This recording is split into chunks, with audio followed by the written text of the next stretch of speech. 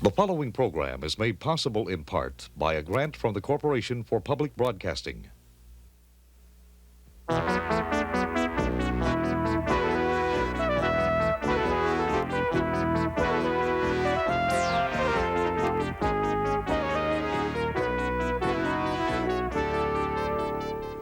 Good evening. One of the things that most people take for granted in South Carolina is water.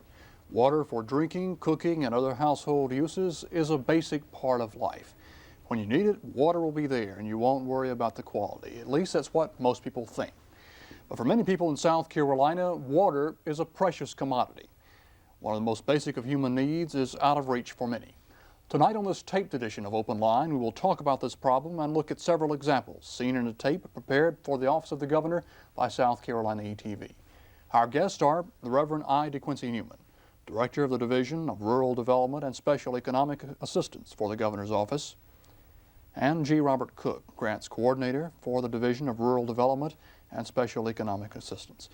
Good evening. We'll look at the tape in just a couple of minutes, but Reverend Newman, let me start off with you. What about that?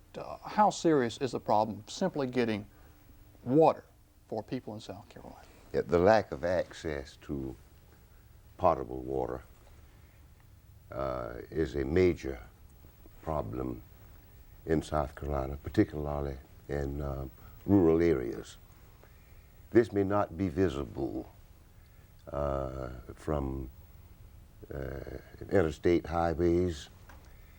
You really have to get off the beaten path to see the conditions under which a great segment of the population lives. The lack of safe drinking water remains a barrier to good health care, sanitation, waste disposal, and what have you. The Office of the Governor, through its Division of Rural Development, strives to serve as a catalyst for correcting this situation that afflicts so many people in the state of South Carolina. Aside from people calling some authority and saying we don't have good water, how do you find out about people that have problems? We have, throughout South Carolina, established a number of county and regional grassroots citizens participation committees that are volunteer workers. They work with the staff of the Division of Rural Development. They are our antennas that help us to detect what is needed in the state in terms of services, whether it's the health care, housing, rural water needs, or whatever the needs might be. Yeah. And we'll see many of those needs in this tape coming yes. up. Let me turn to Bob Cook. Give us a little background. Why was the tape prepared and what do you hope it will accomplish? Well, we wanted to use a forum like this and other forums, community meetings, and a coordinated series of showings across the state to inform people that a good many of our residents and fellow citizens in South Carolina don't have water.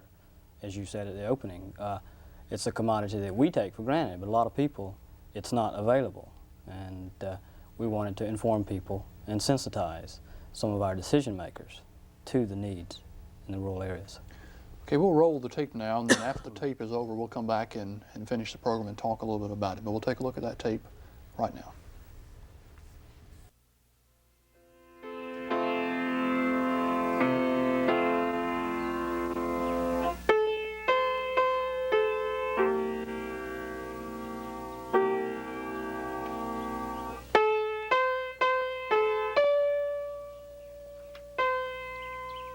This is not a movie set. This woman is not pretending she lives in the 19th century. This is South Carolina in the 1980s. This woman is just one of the many people in rural parts of the state who do not have easy access to good, clean water. We asked her what she had to do to get water into her house. I have to tote it in from the kitchen to the pump. I have to do all the toting and washing too. I don't have no other way to get it. We have to go to the outside toilet. If it's day or night, I have to go to the outside toilet, which I'm scared of snakes, that you know.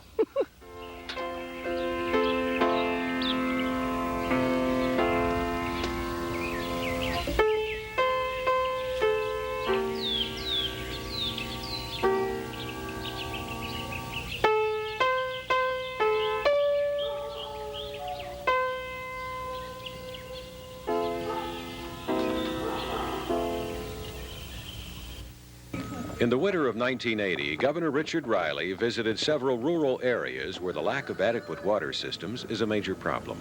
In the community of Petersfield in Charleston County, he commented on the severity of the problem. Well, it's as bad as you could imagine in terms of having public facilities. There are none, really. No running water in a number of places. They have to carry the water. Sewer, no sewer.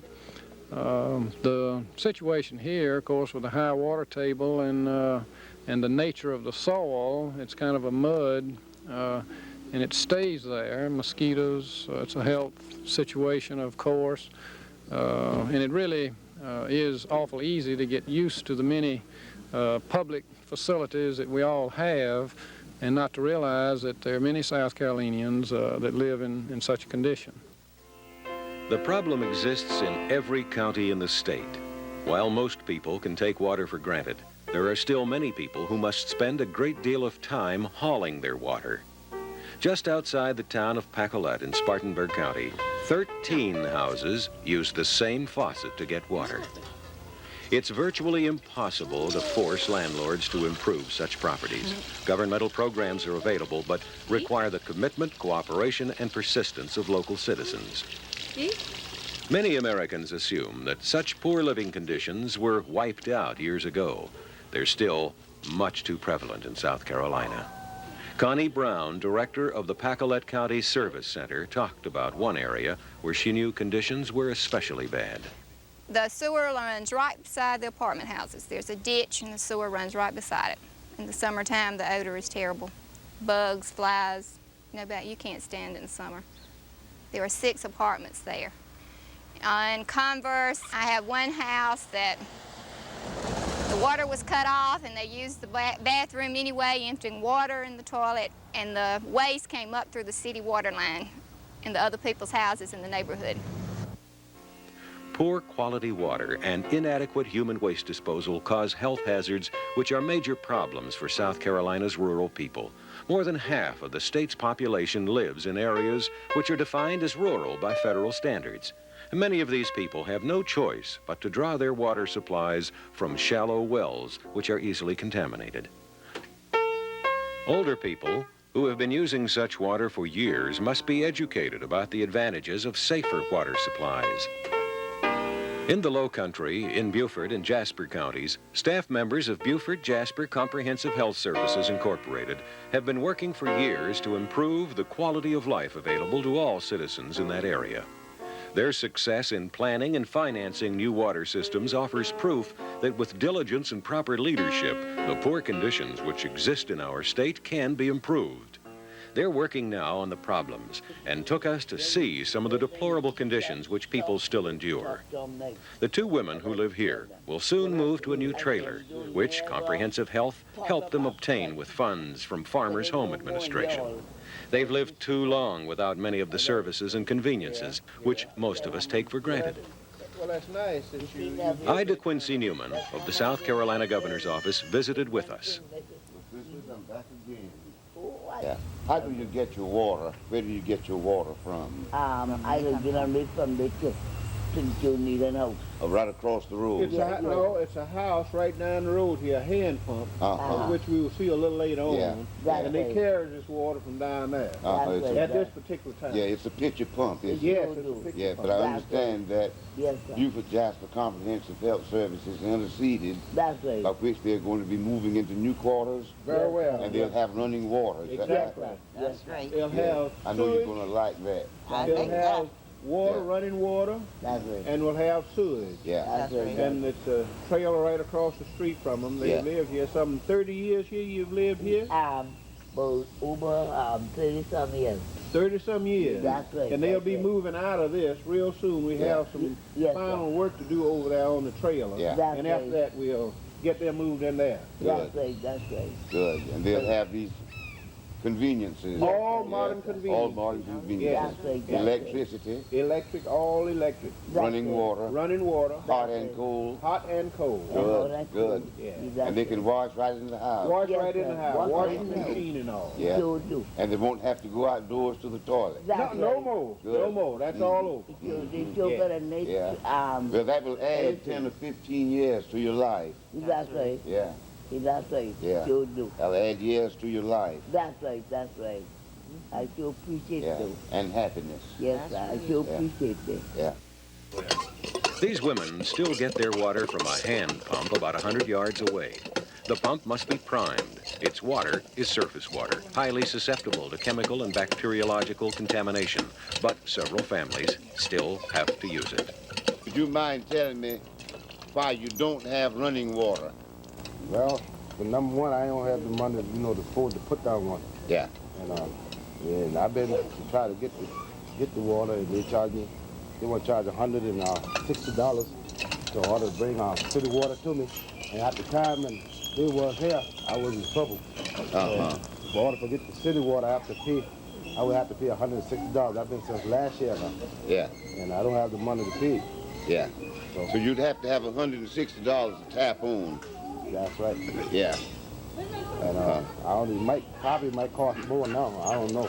Yeah. It's been since last year since I've been down there. Uh-huh. So I don't know. So this pump, this is your drinking water, Yes, sir. your laundry water, Yes, sir. and your cooking water, Yes, sir. and your bathing water. Yes, sir. Yeah. All in one. All in one. In Beaufort County, Comprehensive Health has worked with local agencies to improve water and sewer service. We talked with Mr. Lee Webb, General Manager of the Beaufort Water Authority, about the situation there and the work he's done. Well, in our particular case, we're in a county where there's quite an abundance of rural poor people.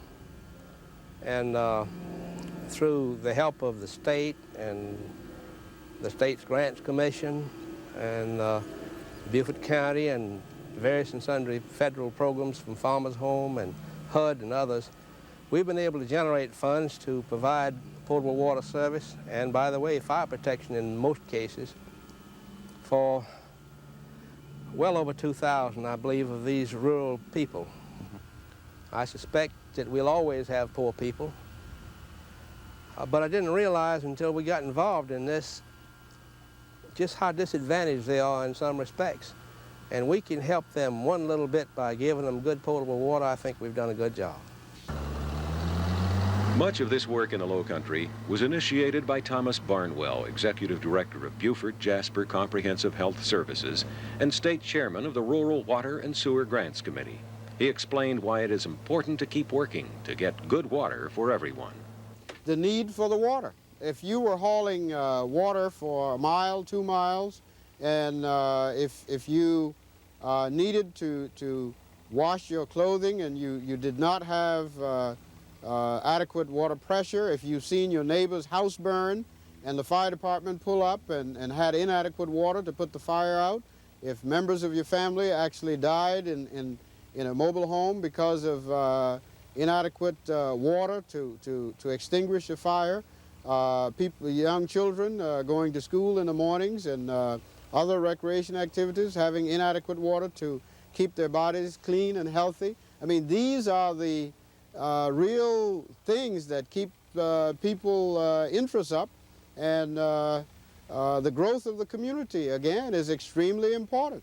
Water is a necessity today for all families, all Americans, all people. It's extremely important, and we just can't stress that enough. Mr. Barnwell's staff also administers a program which installs septic tanks for residents who have no sewage disposal system. As her tank was being installed, this woman told us about some of the recent changes she's enjoyed in recent years.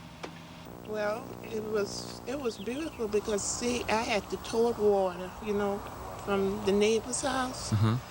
And, you know, I just had to, everything I do, I had took so much of trips to other people's house for water, you know. And it was, you know, rough, kind of rough. Yeah. And the water is so much better, you know, because, you know, just like you go, you have, you know, your sheets and stuff to wash, and then most of the time, it, you know, it turns yellow, it turns a different color. Rural residents around the state need help. At the Donley community near Hemingway, people were drinking nearly poisonous water. As a result of public outcries, city lines were extended, improving not only water quality, but also nearly every aspect of life in the area. When a water system is introduced into a community, the community usually undergoes a series of significant changes. Families install indoor plumbing. Housing is improved. Pride in the community grows. Industries are more likely to invest in the area. A better quality of life is established. Providing all people in the state with good drinking water is not an impossible task. It will require cooperation, leadership, and money. Federal funds are available now through such agencies as Farmers Home Administration, the Environmental Protection Agency, Housing and Urban Development, and the Economic Development Administration. But these monies must be supplemented with local, county, and state appropriations. State legislators, county councilmen, and local officials must acknowledge the problem and consider ways to solve it. Ordinary citizens must let public leaders know that they want attention paid to our state's rural water situation. Increased funds from the state could help small communities to appeal for further funding. At a time when South Carolina is growing faster than ever before, it is a shame that many residents of our state must still draw their water from open wells and pitcher pumps. Dr. I. DeQuincey Newman. The greatest barrier that stands in the way of improving the quality of life for rural residents of South Carolina, particularly the rural poor, is the lack of safe drinking water and indoor plumbing. There are tens of thousands of rural residents of the state who have not benefited economically nor socially from the industrialization that has taken place in the last 25 years. The fact is, many rural residents of South Carolina have a lifestyle that is as hard as the lifestyle was during the darkest days of the Depression back in the 1930s. I realize that the overwhelming majority of those of you who are viewing this program will not have the opportunity nor the time to go out and take a first-hand view of the situation as it exists, as Governor Riley did on the 15th of February of this year. So I'm grateful for the opportunity to bring to your attention and ask you to consider the plight of the people who are deprived of these basic necessities of life. It's a challenge, and I hope that each of you will feel a responsibility for removing this blight from the state of South Carolina.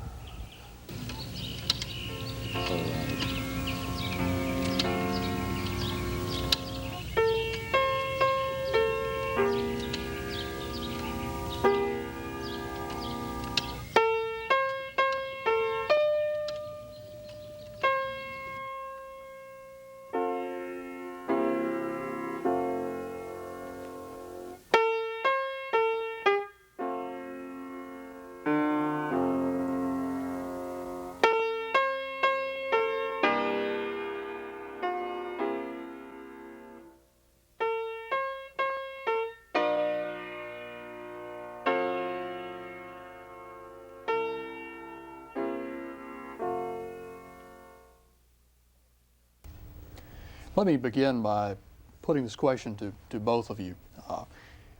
Throughout the tape, there were mentions of the various federal programs that efforts to improve potable water depend on. What will the proposed cuts by President Reagan do to current existing plans in the coming months? It will be disastrous, to say the least. The state doesn't have the resources to meet these needs. Without federal intervention, people are going to suffer. People will not get the kind of service that they deserve as human beings and as citizens of our country. Specifically, what will happen? One of the agencies that was mentioned as a funding source for not only these projects but related projects is the Economic Development Administration, which is proposed to be cut out completely, zero funding.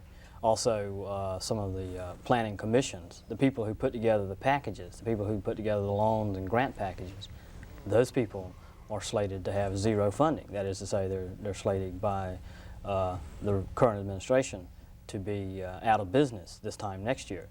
And it will have a devastating effect on a number of communities that are in the mill right now who will be relying on federal funds.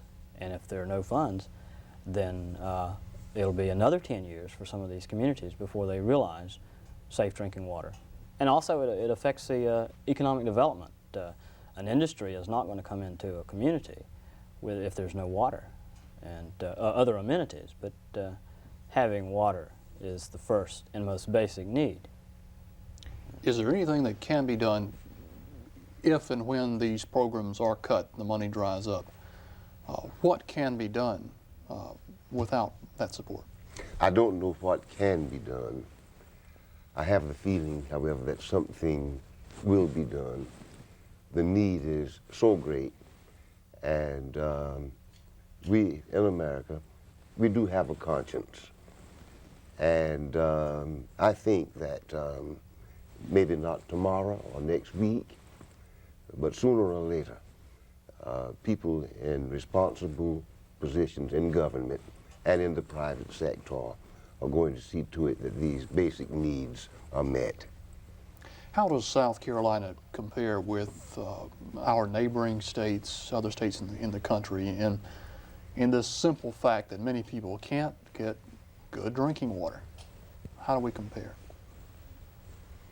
I don't know, but my feeling is that you might have a similar situation in the state of Georgia, which has a considerable coastline, and much of our rural water problem is in the coastal area of the state, not to the exclusion of other areas, but I should think a preponderance of the need is found in the tidewater section of the state. It's prevalent in other states as well. Numerically, in South Carolina, the Census Bureau estimates that approximately 500,000 people, that is to say, more than 100,000 households in the latest census figures available, do not have running water. And we're talking about 500,000 people throughout the state. I would imagine that in sheer numbers, Georgia and North Carolina, because of the population size, may have more. But relatively speaking, I can't imagine it being worse in any other state. But those census figures, that is a staggering figure. That's 500,000 people out of a population of just over 3 million in the state. That are affected by this That's a fifth of the problem. population. Yes. And it was staggering to us when we first started looking at some of these figures, the number of houses that do not have running water, do not have bathrooms, of course, and the number that either have a spigot but no flush toilet, which is a serious problem, as you saw on the tape, in a number of communities. And we've identified at the staff level, we've identified 64 communities or 64 areas of the state where this problem is serious.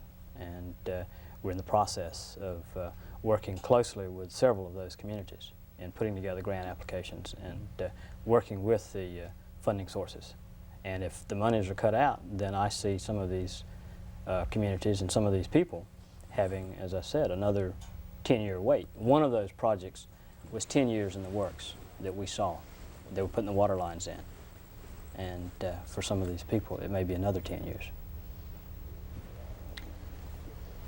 Can people wait 10 years if you have a situation where you have a community of people? Obviously, more people are going to be born, people are going to move into some situations. What can be done in that instance where you've got a community of people and you've got new people moving in? Are they going to inherit the problems of their neighbors? Yes, this is will follow as a natural sequence. They'll inherit the situation that they found, and then they will pass it on to the next generation if something is not done to correct the problem. What can people do if they want more information on the program that you have going on? Who can they write to? They can write to the Division of Rural Development, Office of the Governor, 1205 Pendleton Street, zip code 29201, or telephone 758 7804. Okay. In recent years, how far have we come? Obviously, the tape points out there is a vast problem in the state, but how far have we come in recent years? I should think that Beaufort County has come farther than any of the others, and I think in this connection we ought to give credit where credit is due. The focus of Senator Hollings' poverty tours back in 1967, 1969, and Governor West joined him in 1970 when he became governor, was into Beaufort County. We are happy to state now that safe drinking water is available to nearly all of Beaufort County. Not all, but nearly all. And Beaufort, which was once South Carolina's Exhibit A when it comes to rural needs, has now yielded that position to some other counties. Quickly, in about 30 seconds, where will the initiative come in those other counties to correct that problem? It will have to come from the people themselves who are affected. And we hope that the Division of Rural Development will serve as a catalyst in those areas to apprise people of resources that are available from outside of their immediate community. Thank you. That's all the time we have. Our thanks to Reverend I, DeQuincey Newman, and to Bob Cook. Thank you for joining us. I'm Tom Fowler. Good night.